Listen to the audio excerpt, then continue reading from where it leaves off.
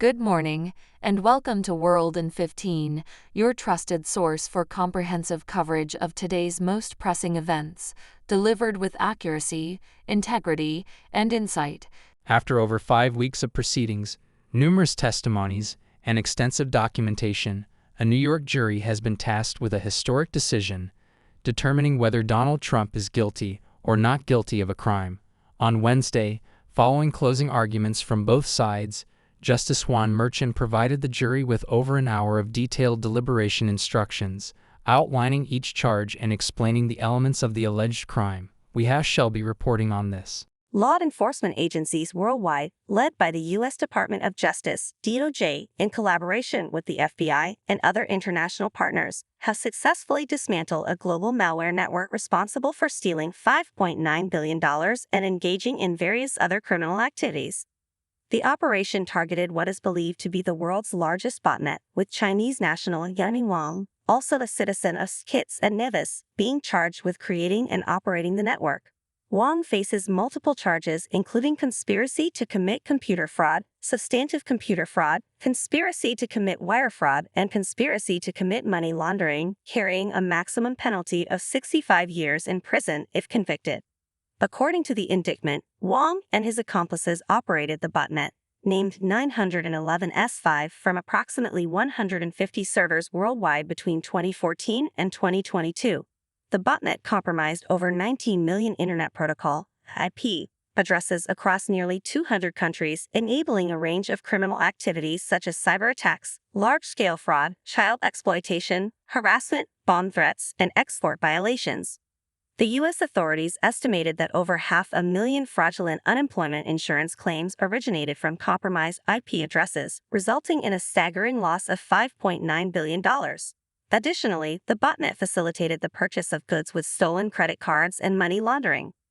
Wang allegedly profited by selling access to the compromised IP addresses, earning approximately $99 million. He purportedly invested in properties in the U.S., Kitts and Nevis, China, Singapore, Thailand, and the United Arab Emirates. Authorities have seized or identified assets worth around $60 million, including luxury vehicles and watches.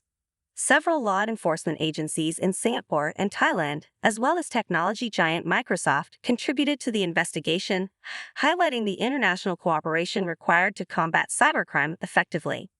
Back to you, John. Thanks for that update. 3 Black men have filed a racial discrimination lawsuit against American Airlines, alleging that they were briefly removed from a flight after a complaint about body odor.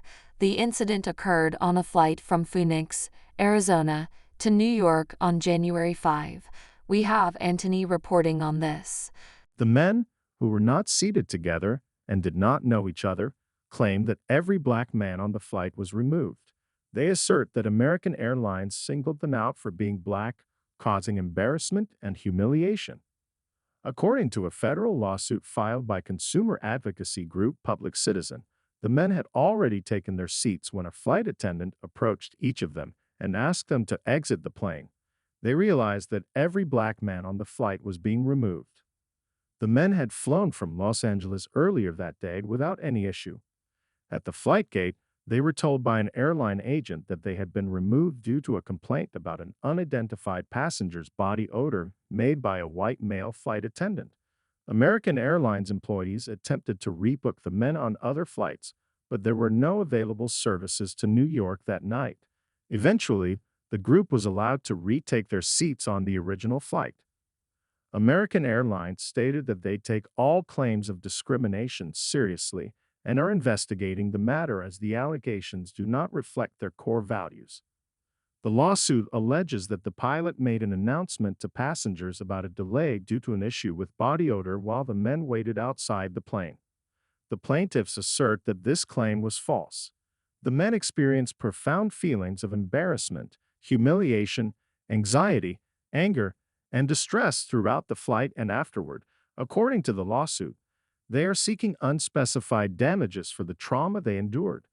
Emmanuel Jean Joseph, one of the men involved in the lawsuit, compared the experience to the racial discrimination faced by civil rights hero Rosa Parks in 1955.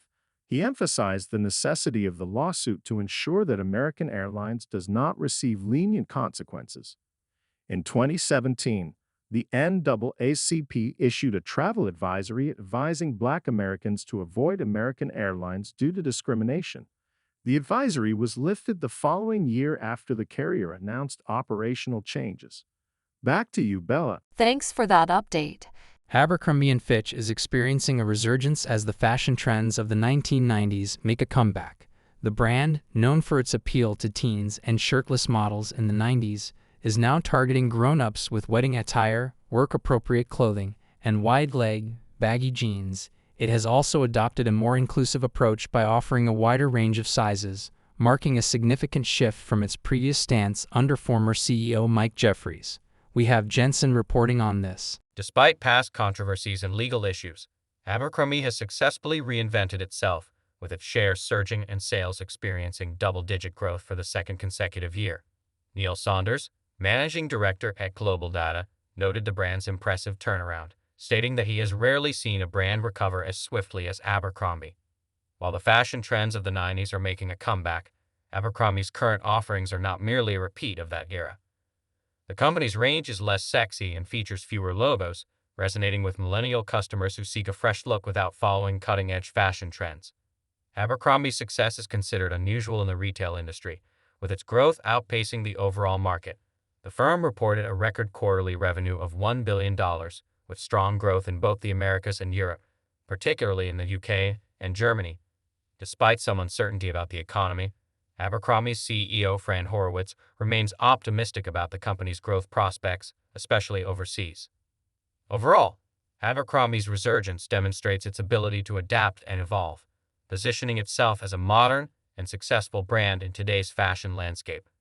Back to you, John. Thanks for that update. BHP, the mining giant, has withdrawn from its planned acquisition of rival Anglo American in a deal worth £38.6 billion.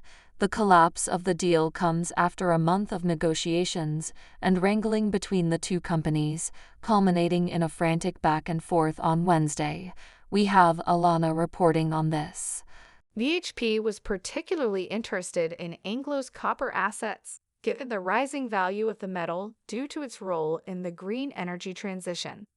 However, disagreements over South African regulatory risk and cost prevented the companies from reaching an agreement. BHP's CEO, Mike Henry, stated that despite making commitments such as job security for employees, they were unable to align with Anglo American on their specific views regarding South African regulatory issues. On the other hand, Anglo's chairman, Stuart Chambers, emphasized the company's ability to provide greater value for shareholders through its own strategic plans. The rejection of BHP's proposed extension of talks led to the collapse of the deal, with Anglo announcing its own plans to break up its business.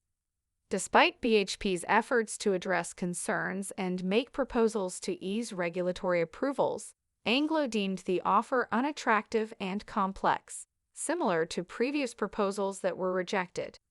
Analysts noted that BHP's proposals lacked substance and represented a continuation of their commitment to South Africa rather than an improvement.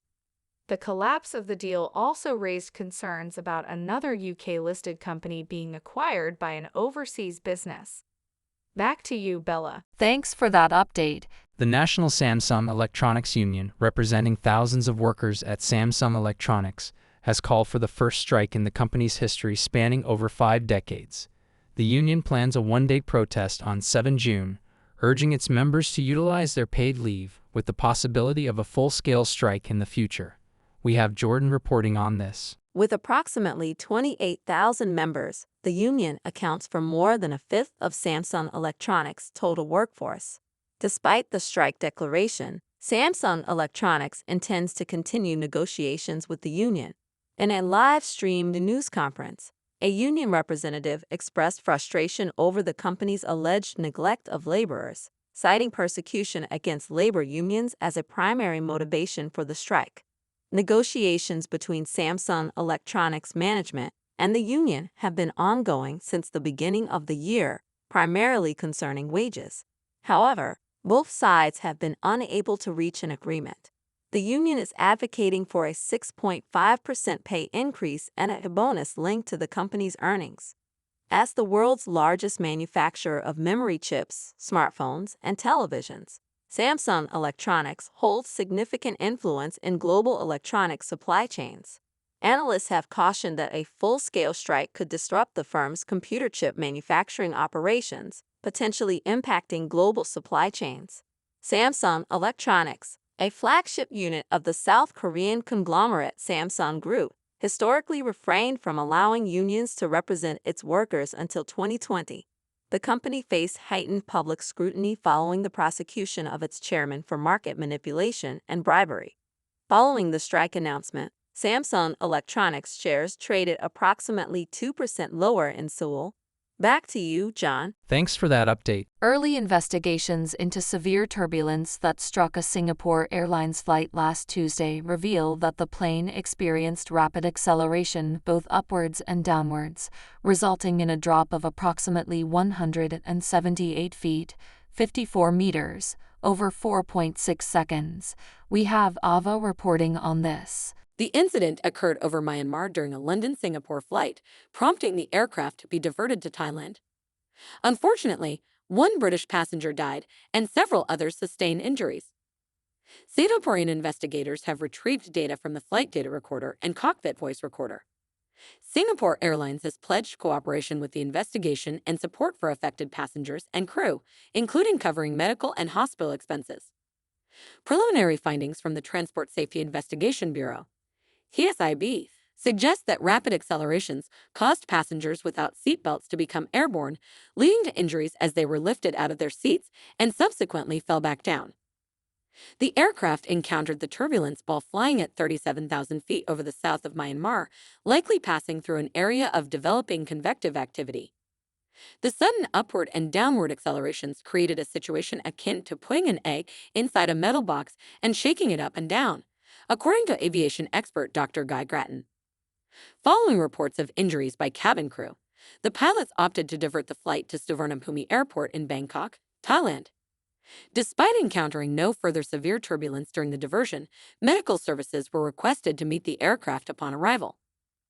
ASIB's investigation is ongoing, with 211 passengers and 18 crew members on board the Boeing 777-300ER aircraft during the incident.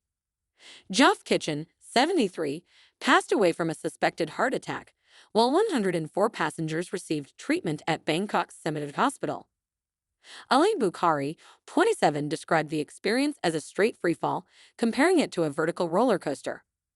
Oxygen masks deployed and parts of the aircraft's interior sustained damage, partly due to passengers without seatbelts being propelled into the air and hitting the ceiling. Back to you, Bella. Thanks for that update.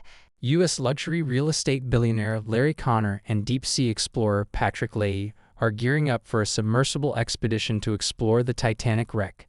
Their plan involves descending to a depth of approximately 3,800 meters, 12,467 feet, in the North Atlantic Ocean. We have Patrick reporting on this. The expedition, which has no set time frame, will utilize a sub called the Triton 4000/2 Abyssal Explorer.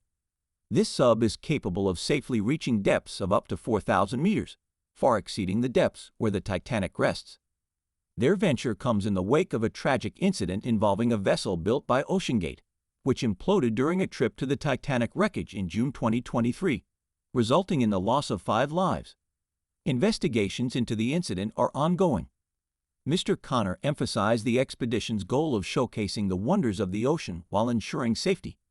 He aims to demonstrate that ocean exploration can be both enjoyable and transformative when approached responsibly. The Titan disaster had a significant impact on the private submersible industry, leading to decreased interest and suspended operations. However, Mr. Leahy and Mr. Connor hope that a successful voyage to the Titanic wreck will revitalize interest in deep-sea exploration. Triton Submarines, co-founded by Mr. Leahy in 2008, is providing the submersible for the expedition.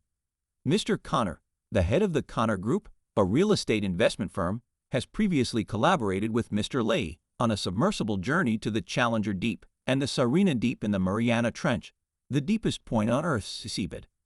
Back to you, John. Thanks for that update. Thanks for tuning in to World in 15 for your daily dose of news and updates.